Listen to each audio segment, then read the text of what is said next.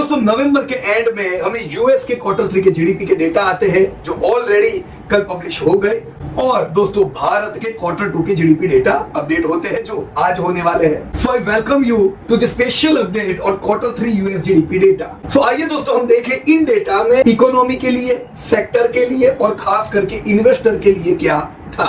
सबसे पहले देखेंगे की इकोनॉमिक इंडिकेटर। दोस्तों real GDP growth US quarter 3 का क्या आया।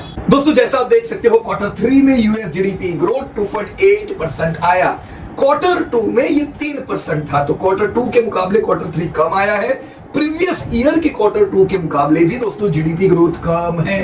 अब दोस्तों 2.8% के ग्रोथ ड्राइवर्स क्या है। दोस्तों ग्रोथ ड्राइवर है strong consumer spending, rising export, strong government investment and increased non residential fixed investment. हाँ लेकिन 2.8 वीक तो है, तो ड्रैग किसने किया है। दोस्तों ड्रैग किया है प्राइवेट इन्वेंट्री इन्वेस्टमेंट ने और रेसिडेंशियल फिक्स्ड इन्वेस्टमेंट ने। दोस्तों इन्वेस्टर के लिए क्या टेक अवे है इस क्वार्टर 3 के डेटा से। ग्रोथ स्टेबल है, ना बहुत वीक ना एक्सट्रीमली स्ट्रॉन्ग। तो जो स्टेबल ग्रोथ है ये रिफ्लेक्ट करता है धीमे धीमे यानी मॉडरेटली एक्सपांडिंग इकोनॉमी को।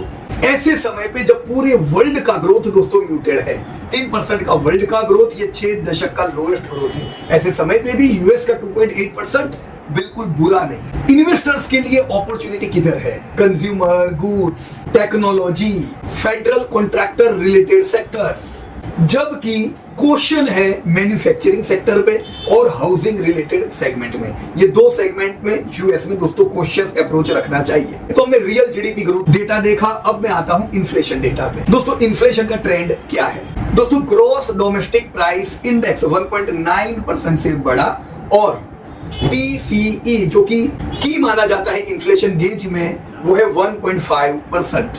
अगर हम कोर पीसीई गिने जिसमें वोलेटाइल फूड और एनर्जी न गिने तो 2.4% से दोस्तों बढ़ा है, जो सिग्नल करता है वेल मैनेज्ड इन्फ्लेशन को। तो इन्फ्लेशन रिलेटेड अगर हम देखें तो इन्वेस्टर के लिए टेक अवे क्या है। दोस्तों कंट्रोल्ड इन्फ्लेशन से आपका information technology sector, consumer discretionary sector को फायदा दोस्तों हो सकता है, क्योंकि इन इन्फ्लेशन को देख के अब रेट हाइक आए ऐसा नहीं लगता है, तो इनको दोस्तों फायदा होगा। Third point disposable personal income और सेविंग। तो रियल डिस्पोजेबल इनकम 0.8% से ही खाली बढ़ी है और पर्सनल सेविंग रेट 4.3% से दोस्तों डिक्रीज हुआ है। दोस्तों ये इंडिकेट करता है टाइटर बजट और लिमिटेड स्पेंडिंग। इससे इन्वेस्टर क्या समझे। दोस्तों कॉशियस स्पेंडिंग इंपैक्ट कर सकती है रिटेल को, कंज्यूमर डिस्क्रिशनरी को, जबकि डिफेंसिव सेक्टर जैसे यूटिलिटी, हेल्थ केयर, उसको दोस्तों स्टेबिलिटी मिल सकती है। दोस्तों वहीं पे कॉर्पोरेट प्रॉफिट के क्या ट्रेंड रहे। So in quarter 3 corporate profit declined by $10.2 billion, a stark reversal from the 132.5 USD billion we saw in quarter 2। ये एक अच्छी खबर नहीं है। सिमिलर चीज दोस्तों हमने इंडिया में भी देखी कि कैसे क्वार्टर 2 के जो रिजल्ट आए हमने प्रॉफिट्स को गिरते देखा है। तो यूएस हो या इंडिया, प्रॉफिट तो दोस्तों क्वार्टर 2 में नीचे आए हैं, राइट। उनका क्वार्टर 3, हमारा क्वार्टर 2, जहां पे फाइनेंशियल कॉर्पोरेशंस के प्रॉफिट 2.6 बिलियन यूएसडी से डिप हुए हैं। दोस्तों नॉन फाइनेंशियल कॉर्पोरेशंस के प्रॉफिट मॉडरेट 30.5 बिलियन से बड़े हैं, जो कि फाइनेंशियल इंस्टीट्यूशन से अच्छे हैं, पर क्वार्टर 2 में जो थे उससे थोड़े वीक है। दोस्तों यही ट्रेंड हम इंडिया में भी देख रहे हैं। इंटरेस्ट रेट हाई थे, यहां पे भी फाइनेंशियल इंस्टीट्यूशंस के प्रॉफिट नीचे है।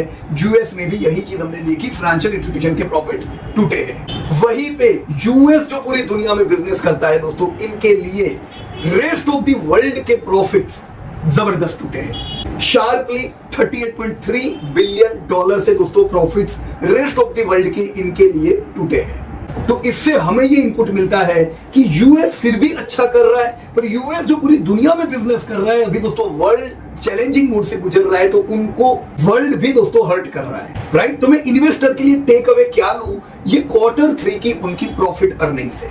ध्यान रखें दोस्तों, बैंकिंग, फाइनेंसिंग, इंश्योरेंस सेक्टर में प्रॉफिट्स टूटते जा रहे हैं यूएस में। हालांकि ये इंटरेस्ट रेट हाइक की वजह से थे।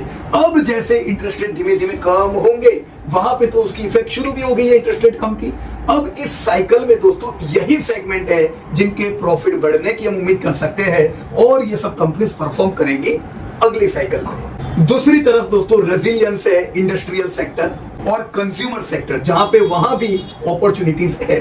दोस्तों डिक्लाइनिंग ग्लोबल प्रॉफिट इंडिकेट करते हैं कि उनकी जो मल्टीनेशनल कंपनीज है दोस्तों वहां पे चैलेंजेस बरकरार है। इससे तो अच्छा है वहां की भी डोमेस्टिक कंपनी पे फोकस रखें। दोस्तों इससे मुझे सेक्टरियल इनसाइट क्या मिलते हैं? सबसे पहली चीज कंज्यूमर स्पेंडिंग हमने देखी। दोस्तों कंज्यूमर स्पेंडिंग की स्ट्रेंथ हमें सपोर्ट दे सकती है रिटेल, ई कॉमर्स और कंज्यूमर स्टेपल स्टॉक्स को। Second non residential fixed investment, इसमें क्या हमने ऑलरेडी देखा अच्छा ग्रोथ था जीडीपी में, तो इससे में क्या insight low. This indicates growth potential in industrials, real estate and capital goods. Third ये तो था नॉन रेसिडेंशियल। दोस्तों रेसिडेंशियल फिक्स्ड इन्वेस्टमेंट का क्या? दोस्तों यहाँ पे वीकनेस थी और वीकनेस रही, सो इस वीकनेस से be cautious with housing segment and REITs. So what should be strategic consideration for investors? Number one, for equity market, we can focus on healthcare, defense and technology.